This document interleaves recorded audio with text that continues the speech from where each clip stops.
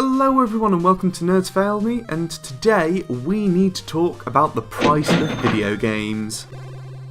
Yeah, this is a subject that comes up quite often. What does it actually cost to play a video game these days? Yeah, because if you think about your AAA releases, as they're sometimes called, they'll cost you upwards of, I think, is it $50 in the US or is it $60? I think it's like $60. It's about £50 in the UK. Yeah, which translates to about $75, so US, count yourself lucky.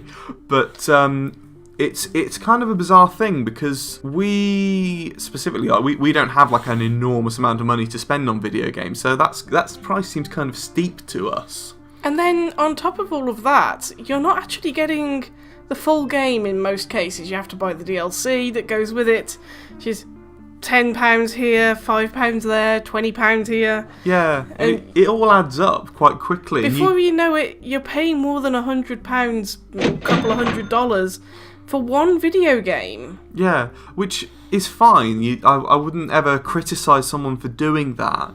I'd just ask the question, are you sure that you're getting a couple of $100 worth of enjoyment out of that game?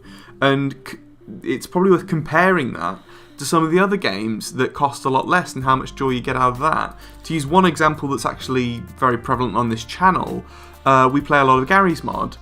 And Gary's Mod, when it's in a sale, is what? Like, how much did you say? Less than £5. Yeah, like it's pittance. And we've put hours into that game. Like, you've seen maybe about 30%, 20% of the footage that we've recorded. Never mind the stuff that we actually just played in our own private time. That's hours and hours of joy out of spending maybe like sort of between £7 and £10 on the game for the both of us.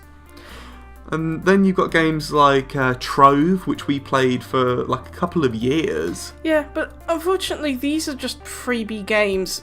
One of the big problems with Trove that I have is that it is a pay-to-win scenario. Yeah, it is a little bit. And again, that changes the cost of the game. What was a game that was free to download and free to install is suddenly a game that costs you about $50, $60 to actually progress. Yeah, although what I will say is at the point at which you sort of say to yourself, I feel like in order to progress I need to spend this money, otherwise I'm just never going to make it, I think that's a point at which a decision needs to be made, like, is after having played this much of the game, is it actually worth it to me to pay that much to continue playing it and enjoying it? And in the end we actually decided no. I think the argument here really is, what is the value of this game? What is the value to you personally with a game like this?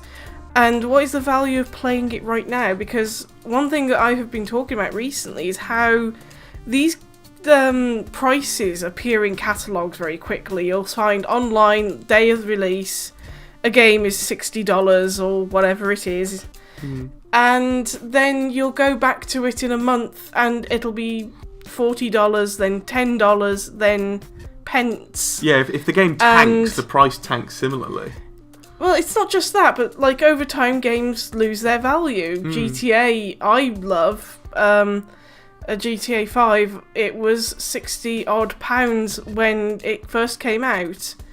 It's now going for around $12.99 on Steam because it has been out for a long time. Yeah, and it's not even actually that the game has gotten worse in any way that we can see. No, it's only continued to get better. Yeah.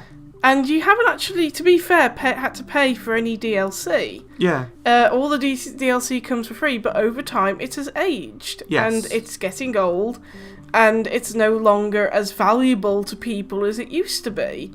But it's about, do you need to have this game right now? Yeah, and there's a few scenarios that we can think of where you probably don't want to wait to buy it. I think this is something I've mentioned on a few times before now, that I loved the concept of Overwatch. I could never imagine even playing it once because I would be so out of my league that everybody I know who does play it has been playing it from very early on in its life cycle, and I could never even begin to match up to anybody else. If you're buying a multiplayer game, you're going to be playing it online. It's not just sort of $50, $60 to buy the game brand new. There's then sort of $10 a month to be able to keep playing it.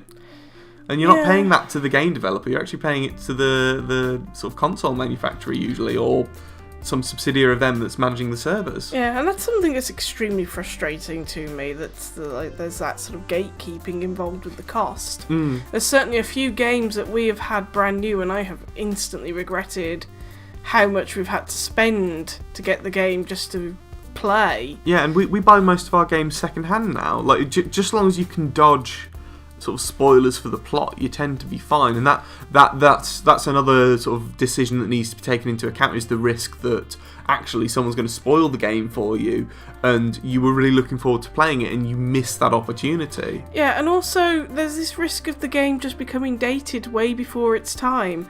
One of the things that I had a massive problem with was way back in the day, I really wanted to play all the Devil May Cry games, and I could never afford them. They were always like going to be very expensive. They were always more than 20 quid, which is always more than I could afford way back when I was still at high school. And then one day I was like, oh, I'm spotting these in charity shops for like £2-3. I'm just going to buy them. I can buy them now, I can actually play them. But this was long into the PS3 era, and I tried to go back to play them and thought, oh god, these games have dated really badly. And also they're really hard. They are awful games now. They were wonderful when they came out. But now they are what you would think of as a bad game. They are now very old. They don't function. Yeah, this is the thing. You'll find that there's kind of a sweet spot with buying games. There'll be a period of time at some point after the game's release where its price will hit a sweet spot, where the game is still good and actually quite current. And if you buy it and play it, you will still get the same amount of joy if you bought it on launch day. And it's not true for all games. But then after that point, it starts to become dated. But there's this constant balancing act, I feel, that we play with actually looking at how much a game is worth to us. And we'll have differing opinions on that. Like, anyone who knows me knows I bang on about Warframe. Karma's probably sick of hearing me. Oh god, yes, I am absolutely sick to death of hearing about Warframe now. But think of how much playtime you have had out of the Animal Crossing Pocket Camp game. Yeah, I absolutely adore that game, and I'm a little bit ashamed of it, how much I absolutely love this mobile phone game. And both of those games are probably both of our most played games. And neither of us have spent a penny on either of them. And if we can have such enjoyable experiences for free, it makes it very difficult for us to justify actually spending £50 or $60 on a brand new game, because how much joy are we really going to get out of it that we want to spend that money? But bear in mind, that's from our position of not having a lot of money to spend. Yeah, sometimes it's worth just giving things a bit of time. Even if it's just a month. But you guys tell us what you think in the comments down below. Have you ever bought any games and been disappointed in them? Have you ever found a game really cheap and think, actually, this was worth every single penny or every single cent because I've gotten hours and hours out of this and I can't believe I haven't picked it up sooner? Also, I'd like to hear about people who have modded games to go past their lifespan. Yeah. Like, there are some amazing mods, like I was saying, for Skyrim, that basically make the game just last twice as long. Yeah. Anyway, tell us what you think down in the comments below. If you like the video, that'll really help our channel out. Subscribe and you'll get new videos every Thursday and every Sunday. And until next time, you guys have fun gaming. Bye.